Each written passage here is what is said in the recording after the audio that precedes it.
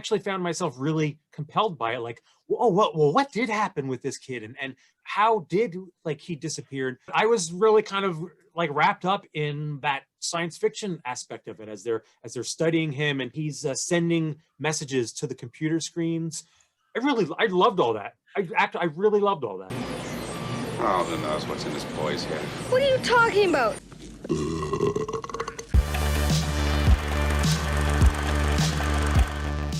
What time did you enter the woods? Around 8 o'clock. Then what happened? I have been sent from Phaelon to borrow samples of life from different galaxies for study. On this planet, I chose you. Dude. Eric. Hello, Tig. You watched the 1986 sci-fi classic. You're going to use the word classic? Okay. Yeah, we'll go with classic. Sure. Flight of the Navigator. First time watching it. Well, here's the thing. It's both of our first times watching it. We have a guest coming on, a special guest, Pat from the Retro 80s on Twitter. Yes. Who requested this, one of his childhood favorite movies. Now that a Retro Pat is here, we should get into it, especially because we have someone far more knowledgeable about this movie with us than either Tig or I. Yeah, don't put too much pressure on me.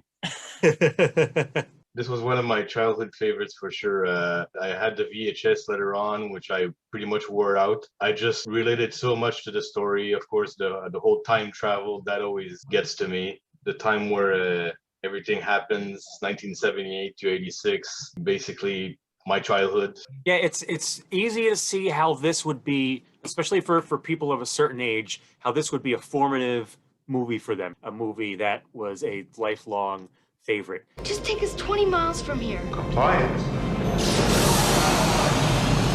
What are you doing? For people who haven't seen it, I guess we should do a real quick recap. Young boy and his family includes a younger brother. He gets lost in the woods, gets knocked out, I guess you could say. He wakes up only to find that it's 8 years later. So it's 8 years later and the boy hasn't aged. So naturally NASA gets involved and they want to study him. And it turns out that an alien craft implanted star charts into his head, and the ship needs to get these star charts back in order to get back to its home. Tig, we know that Pat loves this movie. What was your reaction watching this for the first time? I was actually surprised that you hadn't seen this, because this seems very much in your wheelhouse. I'm surprised I didn't see it. I don't know. I don't really even know how I missed it, because this was exactly the stuff that I was watching as a kid. So I don't even know how, but I loved it. I'm a little bit disappointed that I didn't get to see it as a kid. So both of you were now introduced in, I'm guessing, your 40s to this movie.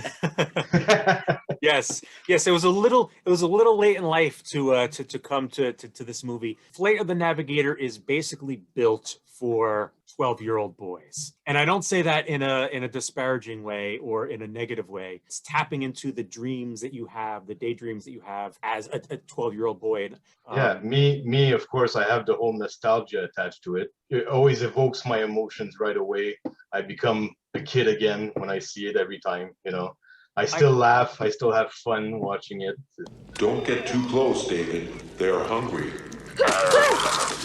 This was a really enjoyable movie. I really found it to be Spielberg light in a lot of ways. It took elements of Close Encounters of the Third Kind and E.T. the Extraterrestrial and wrapped it up in a Disney style approach for at least like the first 2/3 of it, the first 3/4 of it. It's actually some really fun, enjoyable science fiction going on there too. Very unpleasant little creature. What's his problem? He's got a cold. Gross. There is, in fact, a link between E.T., which was by Steven Spielberg, and this movie. I don't know if it was purposely done, but the scene where they stop at a garage, the big guy, when they leave, he says he just came to phone home. He just said he wanted to phone home. I'm sure that was a wink at the audience. And not only that, but Max says that he crashed at the beginning because he was looking at flowers. And that reminded me of the flowers in E.T. as well. Yeah, the flower pot. I was checking out some daisies. Crashed while looking at flowers? Ha! I hadn't made that connection. Yeah, that's a great connection. I just want to say that I watched the entire dog intro.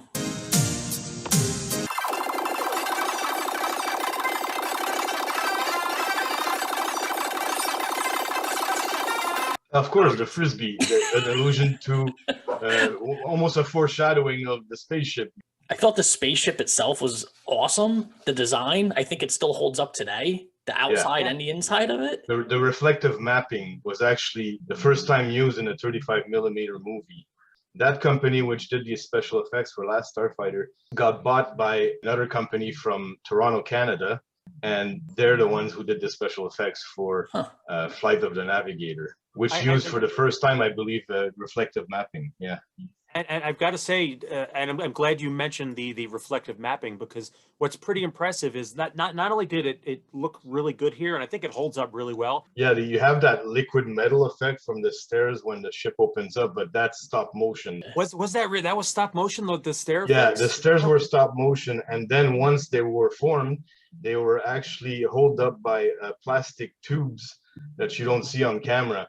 And when you see David walking up the steps, one of them does actually move a bit, and it wasn't supposed to do that, but they kept it in because it did give a feeling of weight. And the scenes where the ship is hovering, like at the garage, that was held up by a crane. In the garage scene, again, if you look closely, as the ships leave, that is a mistake in the movie. You do see the truck there. Oh, really? Oh, I didn't spot that. Yeah, it's very quick, but that's the truck that would hold the ship. They didn't take it out of the scene. There was nice puppetry work once inside the ship of the creatures. There's some fun creatures, which was nice as well. Weird. What are they doing here? After I drop you off, I will travel back in time and take them to their homes, just as if they never left. So story-wise, Tig, what did you think of the story and characters? I thought the story was actually pretty awesome because it reminded me of Fire in the Sky or something that came out. Yeah, and, it reminded me of that, but like a kid version. So the story itself was a little bit heavy. I gotta say, for the first like half to 2/3 of the movie, I was pretty surprised at how, now, it wasn't fully serious because of course it's Disney. They were relatively light with it, but how I really liked that they got into the idea of trying to explore what's inside this kid's head. They were building a mystery, and I actually found myself really compelled by it. Like, what did happen with this kid, and how did he disappeared? I was really kind of wrapped up in that science fiction aspect of it as they're studying him, and he's sending messages to the computer screens. I loved all that. I really loved all that. Oh, who knows what's in this boy's head? What are you talking about? Yeah, it's very unique for the time, I think. I mean, yeah, of course, with time travel movies, but this one felt different. It's not like somebody actually wanted to go into a ship or a car or whatever and drive to the future or for the past. That was pretty much involuntary because Max always, his samples that he takes from other planets and other galaxies, he brings them back exactly at the same time he took them. So they don't, feel the change or remember or whatever, but something went wrong here. It wasn't supposed to be 8 years into the future. The movie spent a good amount of time dealing with the boy's crisis of being 8 years in the future and the world having changed around him, his family having changed. His younger brother became his older brother. The fear of him seeing his parents older when he first shows up, there's sort of you could sense that fear of what is going on. I think in a heavier, more serious, or not more serious, it's not the right word, in a movie that wasn't intended for families, I think there were some really compelling ideas that could be explored there in another picture. Ultimately, this wants to be an adventure movie. It's a Disney movie, so it wasn't going to go fully heavy with that stuff, understandably so. But what they did do there, I thought was really well done, and I appreciated that was part of the movie, until it takes that complete turn for adventure in the last third. And that's where it somewhat lost me once Max went from being Max, which I really liked the initial Max, compliance, great. Yeah. Request explanation. Then when Pee-wee took over. Yeah. Davy? If you want to learn to swim, You've got to jump in the water. Whoa! this can't be happening. For me, that's where it lost me a little bit. Well, I have something on that. Yeah, the first time we meet Max is more of like a HAL 9000 when he does download David's star charts, and he does pick his memory, so he gets more human right there, and yeah, that's where pretty much Pee-wee kicks in. 2 all-beef patties, special sauce, lettuce, cheese, pickles, onions on a sesame seed bun. Well, it starts when he tries to make him laugh because he doesn't know what laughing is. So that's the first clue that it's Paul. Paul Rubens. Paul Rubens, thank you. Because in the movie it's Paul Mall. He was credited as Paul Mall. He didn't want his name there. He wanted people to be surprised exactly when that happened. He wanted people to be surprised, and you recognize him right away. Yeah, and I could certainly see as a kid watching it and being delighted at that shift in tone, because it really then just becomes that kind of adventure, the kid against the world, and with a zany alien partner, or his alien spaceship partner. And just the effects too of, if you think back then, of him flying around and you could see everything, he sees Earth and everything, and he's flying around. Just that idea as a kid would have been pretty cool back then, to see all that. Oh yeah, and I like the controls of the ship. I mean, if it goes with the flow of the ship, Yeah, it's almost like his movements instead of having to use a joystick or something. Exactly. Pat, when you were a kid watching this movie, did this make you daydream of having your own spaceship and zooming around the planet? Oh yeah, that was my dream to go outer space, but I would never have the guts to do it NASA style in a shuttle that would basically squash you in your seat there. But if I would have the chance to travel light years away in the same galaxy or another galaxy in a ship like that, or Enterprise or whatever, that for me seems a bit safer, and I would probably do it. You like trivia? I got a whole bunch of them. David's room at the beginning was the Pac-Man tabletop arcade, but that didn't come out until 1981. But in his room at the NASA base, you have a Transformer, the G.I. Joe, a Radio Shack Constellation Finder. Oh, I think I remember that. There was actually a little Knight Rider, even a G.I. Joe sleeping bag that's on the desk, and there's a video playing on the television. I don't know how you pronounce the group Blanc Mange, which is Lose Your Love. You've never seen a music video before? I've been gone for 8 years. I was wondering what the music video was. Yeah, you see the legs, the guy's legs. Yeah, Working like a puppet there. Yeah, I thought it was the Thompson twins for a quick second. No, they have a French name. I think that they're a UK group, but they have a French name, Blanc Mange.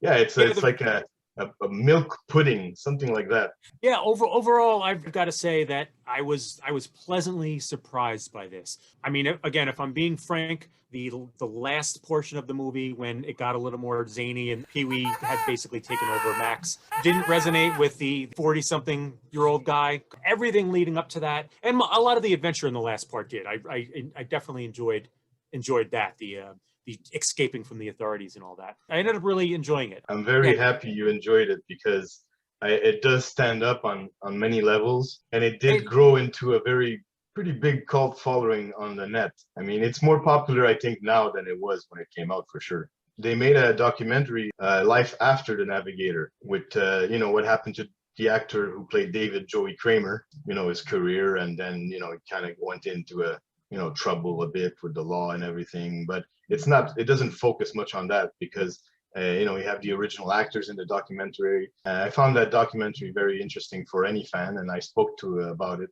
on my Twitter feed there. And now, is that documentary easily available? Is that Yeah, I think it's on Amazon.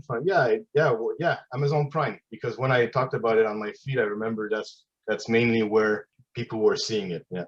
Boy, if I had seen this when I was 12, I would have been like just captivated by it, because it was very much the kind of thing that I daydreamed about. I remember when E.T. came out, my mother was like, "Oh, if you found an alien, you would definitely bring the alien home, wouldn't you?" I mean, do you even need to ask? Of course I would be friends with the alien. I back then I was a single child. I don't know how you say it, a lonely child. Just me, my mom, and back then my stepdad. And I was the only one there who was interested in sci-fi, anything sci-fi. So I was pretty much in my own little world when I was watching that, or playing with my toys. And it usually had to do either with spaceships, robots, sci-fi. And the more mechanical it was, the more technology, the more space, the better I liked it. Because it gave me a chance to escape, somewhere while staying in my room. basically. Absolutely. That's this movie is the perfect escape movie for a kid. That's what it is. Elementary maneuver. I must complete my mission and return to Phelan. But I don't want to go to Phelan. I want to go home. The heart of this movie is in the adventure and in the family aspect, and it's in the boy trying to reconnect with his family. Like there's an actual heart here, which I thought was nice to see. I just want to say too, real quick, that the relationship between Max and his younger and then later older brother was also pretty cool. Having a sibling, a brother, it was interesting to just watch it and the weird switch. Yeah, and then in the future, the brother is extremely sympathetic and tells him not to worry, because David's pretty much freaking out at that point. Those are the elements that separate this and make it much better than it could have been. The relationship between David and his family is actually fleshed out in a good way. You actually recognize the pain in his parents, both their shock at him coming back, as well as them trying to come to grips with this strange thing and this change in their life and this change in their family. The fact that they touched on those things in a very clear way, I thought elevated the movie from what could have been just pure kids fare to something that's still, for me, again, coming to it without any nostalgia for it, made it enjoyable to watch. The family dynamic also appealed to me as a young kid because I was a child from divorce. Seeing a family like that, and you could see how, the parents, they love their kid, David, and their kids. You could see the love. You could feel it. You see it briefly, but it's there. And my family back then wasn't exactly the, picture perfect, which none are, but still, every time there was a movie and it did have that, loving family, a nuclear family, I don't know how you call it. It still touches me today. I made reservations at the studio. That's up the intercoastal. One thing I just wanted to add, the NASA intern played by Sarah Jessica Parker, she comes in the room with the robot called Ralph.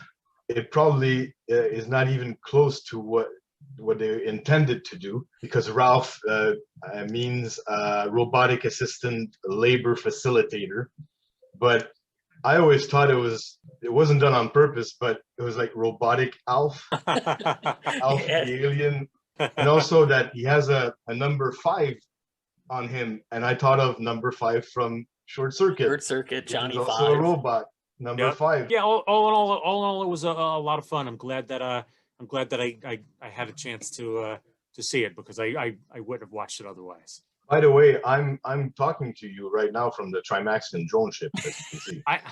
Believe me, we noticed. Yeah, because I had to. I have it in my yard. It's one of the original scale models there. Yeah. So, Retro Pat, what would you recommend to people who are coming to this for the first time and they enjoyed it and they might want something similar, whether or not it's from this era, just anything? Like what else would you suggest to people who have just watched Flight of the Navigator with us for the first time and say, wow, I really enjoyed that? What else is there? First one that comes to mind, the Explorers.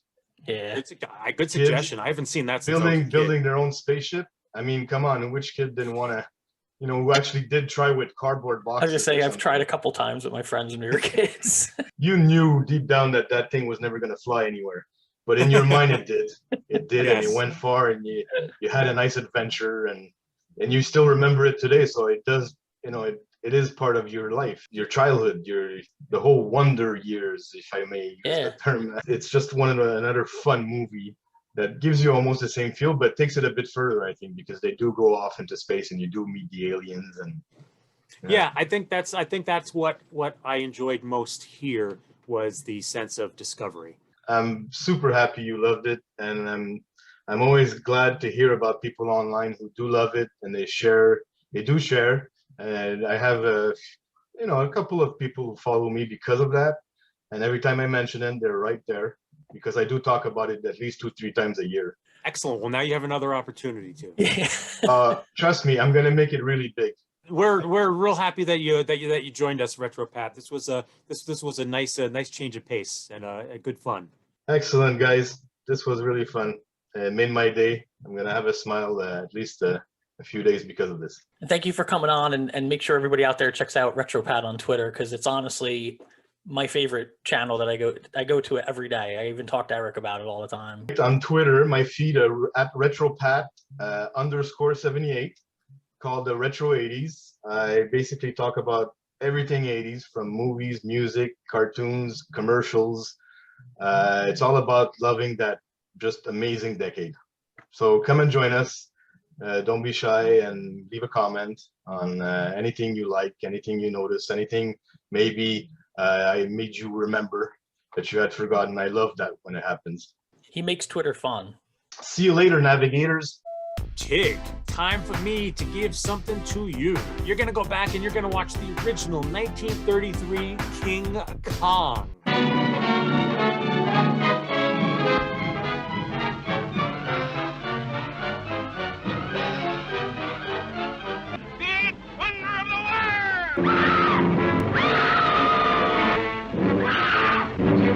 Don't miss it this time.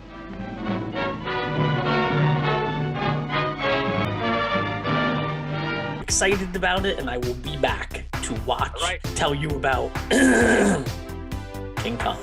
For people who enjoyed Flight of the Navigator, or if you didn't enjoy Flight of the Navigator, leave comments below. We want to hear your opinions so we can discuss and debate with you down there, as well as we want to hear your recommendations for people who like the movie, what else they should watch. And check us out on Patreon at Nerd Out With Me. Just come back. We'll be back Saturday. That's Eric. I'm Tig. Thanks for hanging out at the movie club. Son of a gun. He just said he wanted to phone home.